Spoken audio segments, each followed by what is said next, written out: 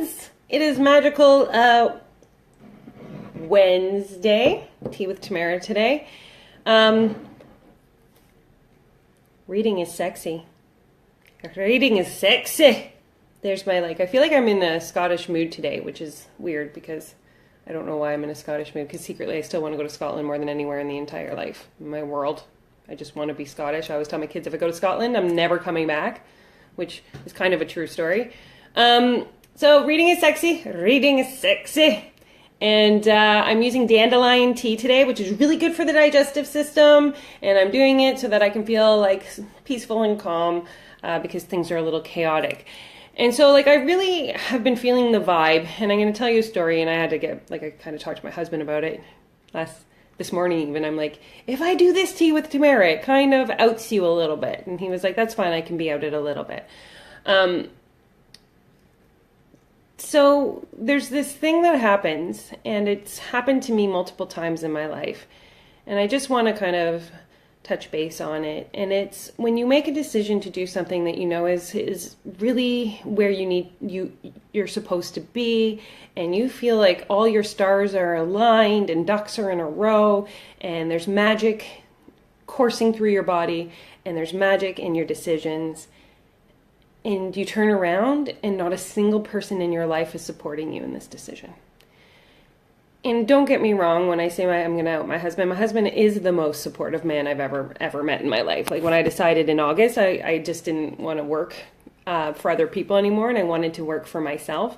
And, I describe it as standing on a ledge and jumping and just really praying that there's a net at the bottom to catch you.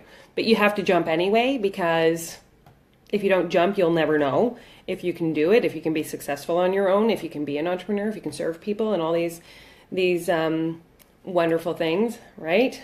I get it. Crickets, except for my wife, in terms of having that support. I remember, and see, half the time this is stuff that we've carried, especially now. When I told my dad, and I love my dad, we're very close, that I wanted to be a personal trainer, he said, good luck making a living out of that. And you know what? After 10 years, I did okay, but I was never a highly successful personal trainer. It's like his words had, reached inside of my bloodstream and created a belief in myself that I would never be. Or I would, good luck, Tamara, you won't make a successful business out of this. And this isn't my dad's fault either. This is my fault, right? It's our choice to take in what people are saying and make it part of our belief system and our morals and our DNA, or it's not. But how do we fight that, right? How do we get to the strength and that ability to say, I'm not going to listen to that. That's not who I want to be. I can achieve these things without your support. When I decided to write my book in December and join the program, most people actually said to me, why would you join a program to do this? What, don't you know that you could write a book for way less money? And so I felt almost defensive when I started this program, even because everybody in my life was mortified. Can I just put that word in? Mortified, fearful, scared for me, all of these things. Nobody went oh my goodness, other than my husband, this is the best decision you ever made. Most people went, you're probably going to regret doing this, right? You know that, right?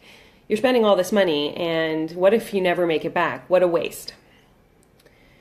And part of, you got to understand, part of what people say, it gets right. Have you ever seen Star Trek? I don't remember which movie it is, where the worm goes in the guy's ear into his brain and creates another person altogether. I know that makes me a nerd, but I can totally remember this movie. And when people say these kinds of things, that's the sensation, or that's the visual that I get, that, they put this seed out into the world and you pick it up and it goes into your ear and it makes its way into your brain and you actually make it a conscious thought or a belief system in yourself. So when people were oh my goodness, you can't believe you spent this money on this book, you're going to fail because of it. You could have done this on your own. Part of you wants to believe this, right? Part of you wants to go holy fuck, what did I just do? And I remember even when I wanted to do a program, and I get a lot of things that one of my favorite comments somebody said is, I'll believe it when I see it. I'll believe it when I see it. I don't believe you. I don't believe that you can do this. I'll believe it when I see it. And it's like, why do we spend so much time giving people, all the reasons to fail, but we never give them one reason to be successful? Like, why don't we stand there and go like, I know that it feels like you are falling and there's no hands to support you, but why don't you just fall anyway? And if you fall, maybe, just maybe, trust that no one's going to let you hit the ground. Even if somebody's dive bombing from across the room, nobody's going to let you fall. Like, there is enough support in this universe and in your community and in energetically that nothing bad would ever happen. So the reason why I'm feeling not necessarily supported right now, and this is where my husband was like, ah, shit, here goes my wife having to tell our personal business all the time again, is that I want my husband to quit his job. Right? I love you, Tammy. I want my husband to quit his job so that he can help me right now. And now, he's been the breadwinner while I jumped off the ledge since August. So that he feels very, very responsible for taking care of our family. Totally get it. Now, I only started making money in January from this program, but each month I've gone up by about $5,000. So like in the month of March with book revenue, and I'm sorry I talk about money and I'm not bragging about it, but I just want to give you the kind of the overshell so that you can understand where the conversation with my husband's going, is with book revenue, I made $14,500. I think that that's fucking cool as shit, right? Because I'm doing my dream job. I wrote a book. I'm going to help people. Like, this is ridiculous. So I said to my husband, like, we'll retire you from your job when I can get to $25,000 in book revenue a month. But I'm forecasting that that's what I want for this month, right? Like, I'm saying out loud to the universe, I'm writing it down. I want $25,000 in booked revenue this month. And so I said to him, like, I need you to help me. I need you to help me with landing pages. Is it a possibility that we can retire you from your job? His words are, I'm afraid. I'm afraid that I won't be able to make the difference up, right? So I won't be able to make what he makes in his job myself to even be able to pay our basic bills. And I got to tell you, it was a little hit to the heart that he would even consider that not a possibility.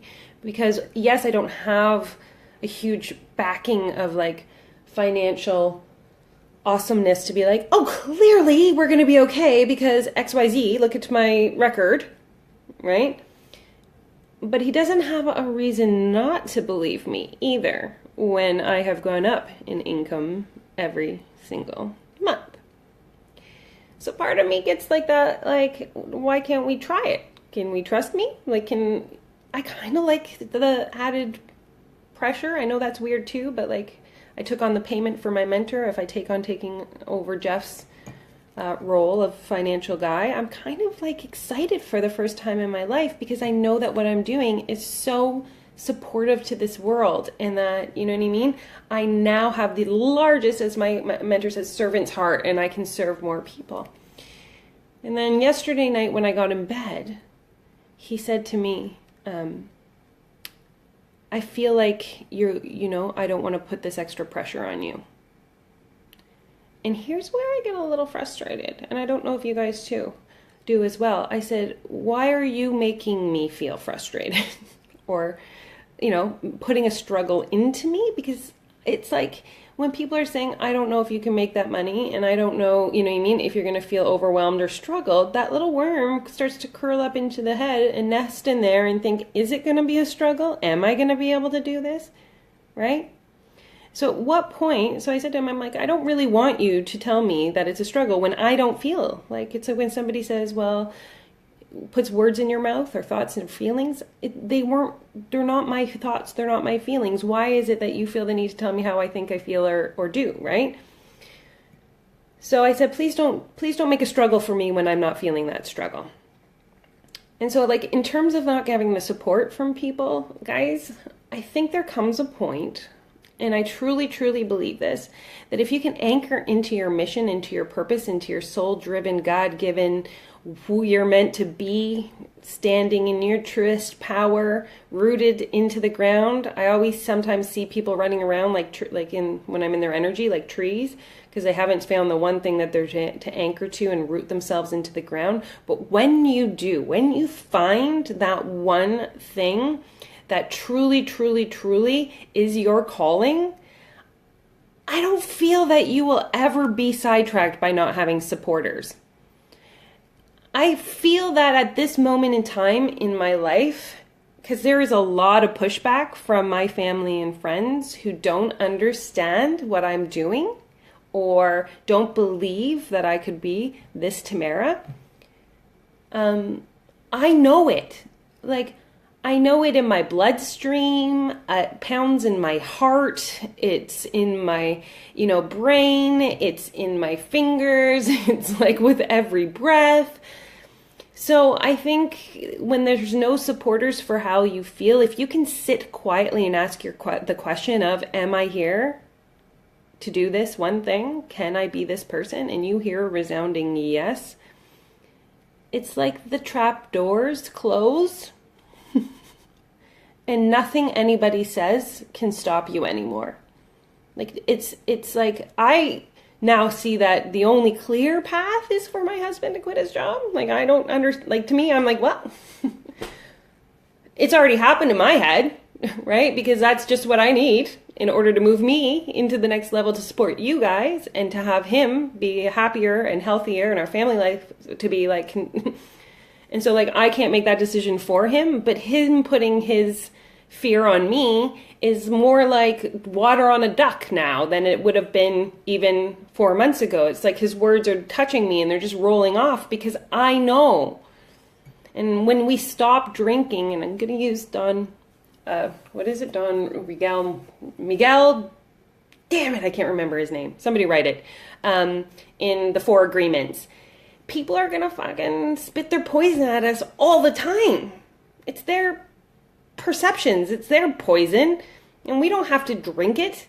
We can stand into who we are powerfully and energetically and be like, I know it's Don Miguel Ruiz. Thank you, Cindy.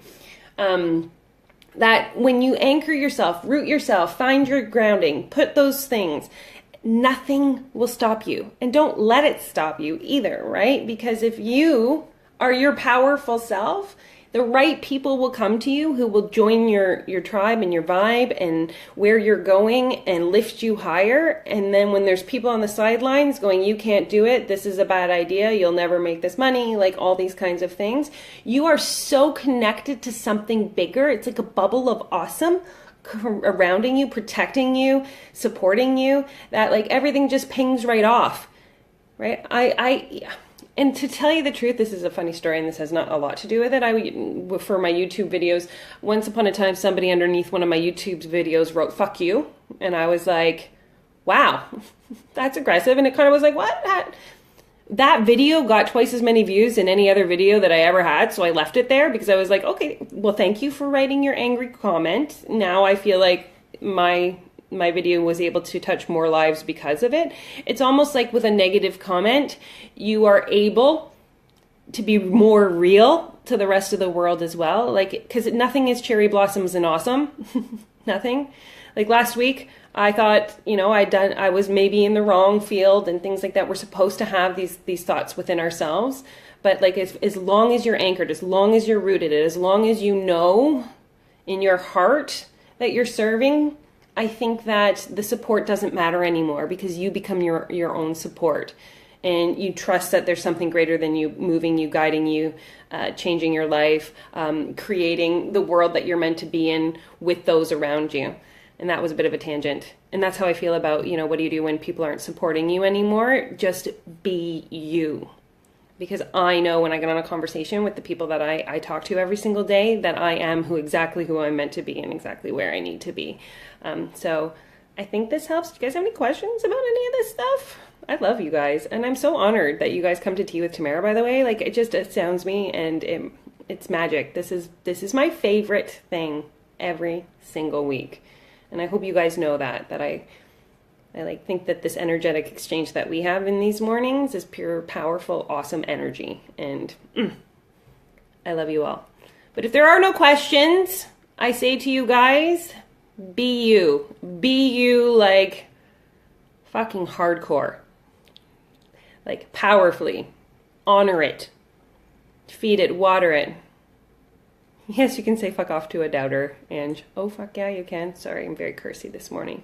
I woke up in a really good mood. Like, I was like, I love my goddamn life today, and I'm going to own it. So that's how I was today. But I love you all. Have a magical, magical Wednesday. If you ever have any questions, comments, concerns, and you want me to Tamarize anything, you can always message me here or send me a private message in Facebook or contact me at tamara@theenchantedfairy.ca. I love to be here for you guys. So, have so much awesomeness today. We will talk soon. Bye.